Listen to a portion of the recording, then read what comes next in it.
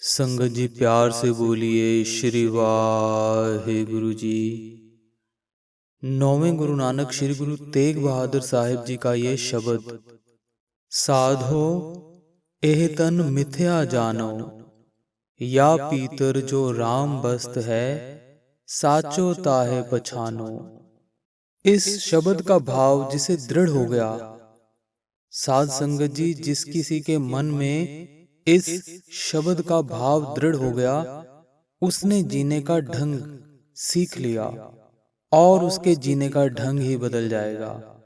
प्यार से बोलिए श्री वाहेगुरु। समझ में तो बहुत सारे लोगों के आ जाता है, क्योंकि अर्थ तो हम समझाएंगे ही। गुरु साहिब जी की कृपा करके अर्थ हमें समझ भी आ जाएंगे, पर दृढ़ कराना कुछ और होता है।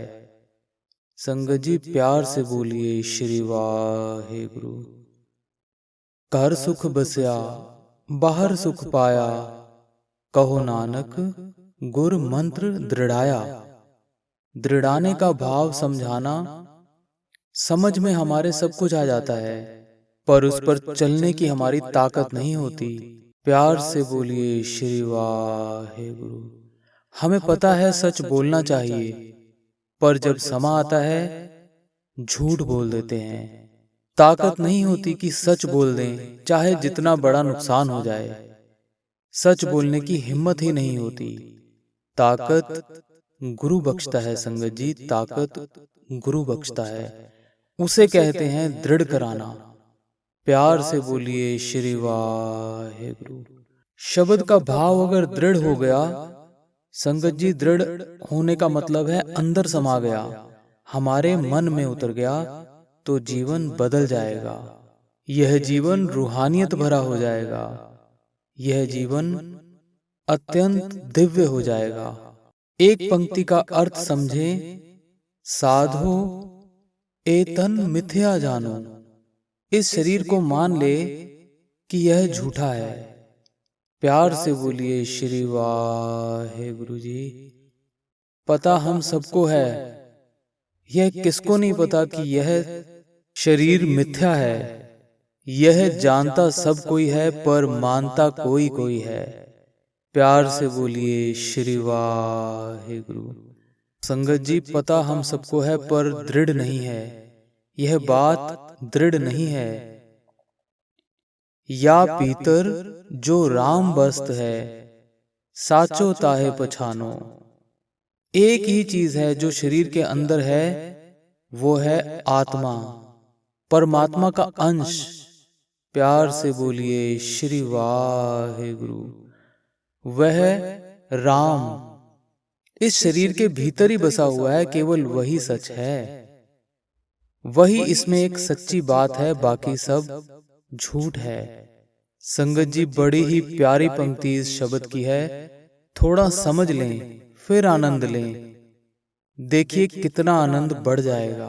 समझने के बाद, गुरबाणी की पंक्ति को समझने के बाद यदि हम उसका गायन करेंगे, उसको जपेंगे, उसका आनंद कुछ और ही है संगत जी। देखिए कितनी प्यारी पंक्ति है संगत जी। एह जग है संपत सुपने की, देख कहाँ ऐ डानो।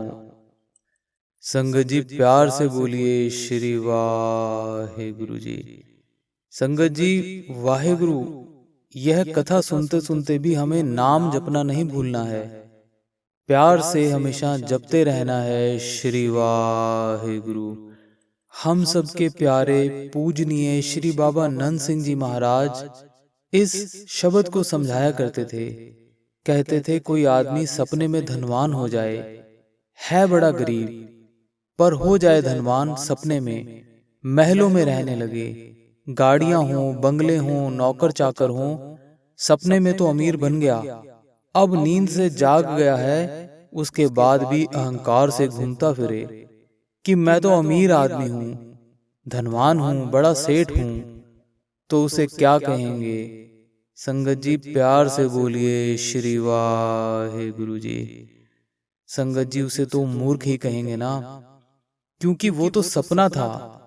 तूने जो कुछ भी देखा वो तेरा एक सपना था। झूठ था, मिथ्या था, पर तू अब भी भ्रम में घूम रहा है कि तेरे पास सब कुछ है। यही हालत हमारी है। प्यार से बोलिए श्री वाहेगुरु। महापुरुष समझाया करते थे कि जिस वक्त हमारी मौत होती है, जिस वक्त हमारी मौत होती है ना, मृत्यु आती है, हमें हमारी आत्मा शरीर से जैसे ही अलग करते हैं, तो जितने भी रिश्ते नाते, जो कुछ भी देख रहा होता है, उसे लगता है कि वो तो सपना था। प्यार से बोलिए श्री वाहेगुरु। एक सेकंड में सब झूठ हो जाता है, एक सेकंड में सब कुछ छूट जाता है, पराया लगता है।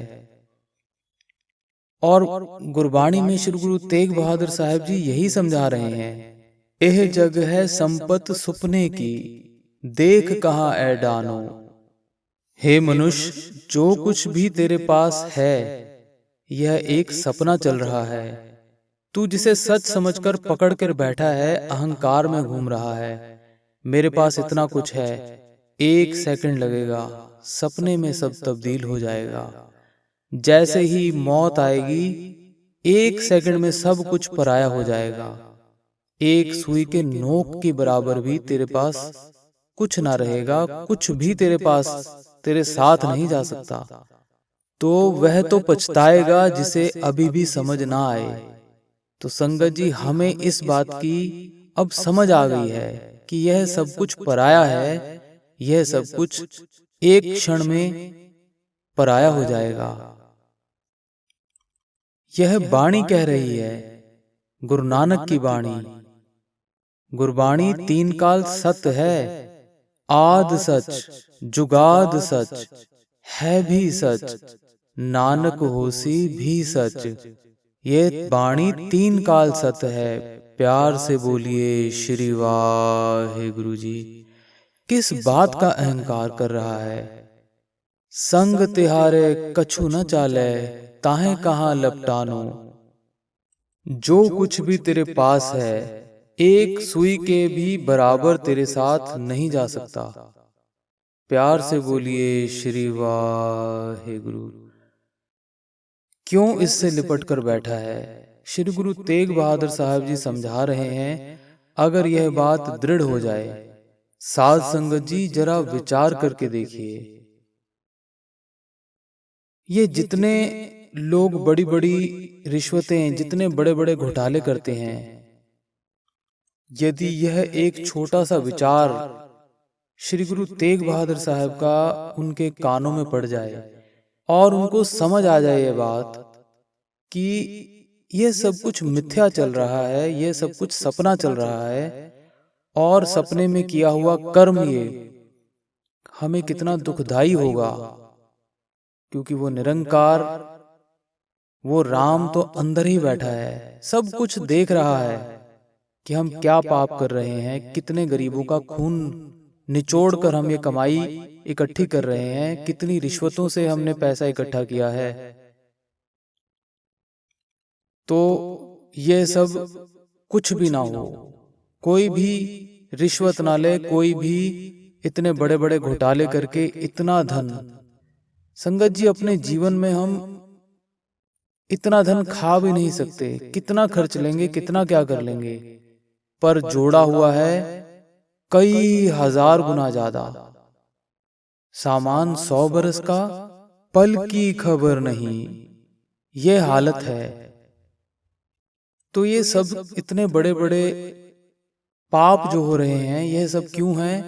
क्योंकि 9वें गुरु नानक की यह बात नहीं समझी, यह बात दृढ़ नहीं है, और हम भी उन्हीं में आते हैं। वो कोई हमसे अलग नहीं है। वाणी इस बात को कहती है कि जिसके हाथ में ताकत आ जाती है, वो आदमी बदल जाता है। प्यार से बोलिए श्री वाहेगुरु जी।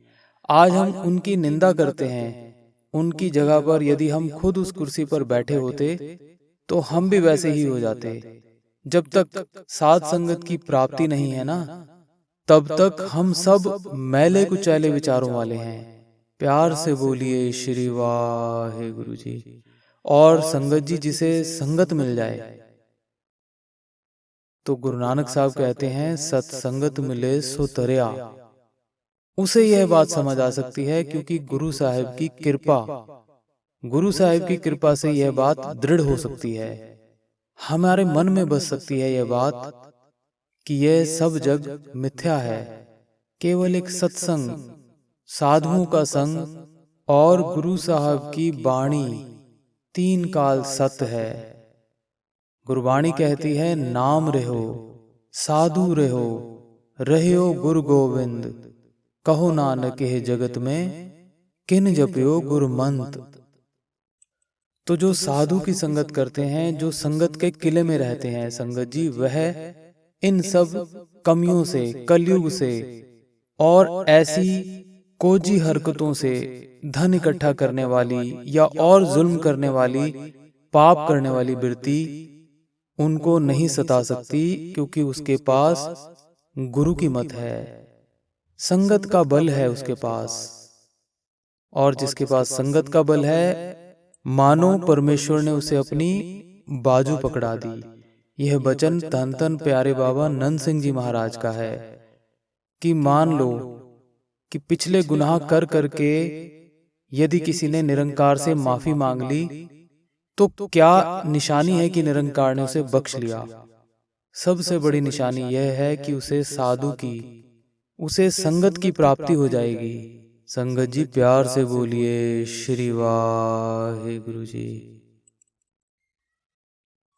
इससे आगे गुरु पातशाह जी समझाते हैं, कितने कीमती शब्द हैं, कितने ब्रह्म ज्ञान की बातें हैं। संगत जी जो समझ जाए, जो दृढ़ कर ले, क्षण में उसका उद्धार हो सकता है। देखिए गुरु पातशाह कितना अच्छा हमें इस पंक्ति में समझा रहे हैं। उस्तत निंदा दो पर हर कीरत उर आनो, जन नानक सभी में पूरन एक पुरख भगवानो। पातशाह बताते हैं, समझाते हैं कि किसी की उस्तत मत कर, खुशामत मत कर, और ना ही किसी की निंदा कर। निंदा करनी है तो अपनी कर, रज के कर। उस्तत करनी है तो केवल और केवल गुरु नानक की कर। यह वचन श्री बाबा नंद सिंह जी महाराज के हैं, जो महाराज संत सुजान सिंह जी को बाबा जी किया करते थे। बाबा जी एक बार कहने लगे, रागा सिंह, संत सुजान सिंह महाराज को बाबा जी रागा सिंह बोलते थे। रागा सिंह, उस्तत निंदा मत किया कर। महाराज जी यह कहने लगे मन में कि बाबा जी कहते हैं कि उस्तत निंदा मत किया करो, पर संसार में रहते हुए ऐसा कैसे पॉसिबल है?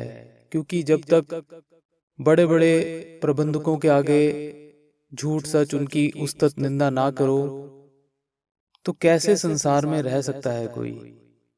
तो बाबा जी अंतर्यामी झट समझ जाते थे। बाबा जी कहने लगे, ठीक है रागसिया, उस्तत भी जितनी हो सके उतनी कर, और निंदा भी जितनी कर सकता है उतनी कर।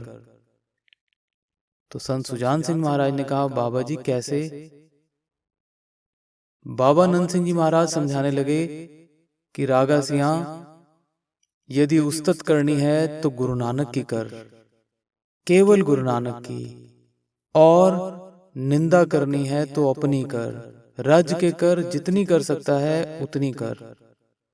तो संगत जी, बाबा जी ने यह कितनी उत्तम बात हमें समझाई, जो पातशाह भी कह रहे हैं। नौवें पातशाह साहिब श्री गुरु तेग बहादुर साहिब जी, उस्तत निंदा दो पर हर कीरत उर आनो, जन नानक सभी में पूरन एक पुरख भगवानो। तो नौवें गुरु नानक जी हमें यह समझाते हैं कि उस्तत निंदा, ऐसा अपवित्र जीवन छोड़कर पवित्र जीवन अपनाओ। और यह बात अच्छे से समझ लो कि सभी में वही एक पुरख भगवान, वही राम, वही अल्लाह, वही वाहिगुरु हर एक के भीतर एक अकाल पुरख ही वास करता है। तो संगत जी आज की इतनी सेवा प्रवान कीजिए, प्यार से बोलिए श्री वाहे गुरु जी।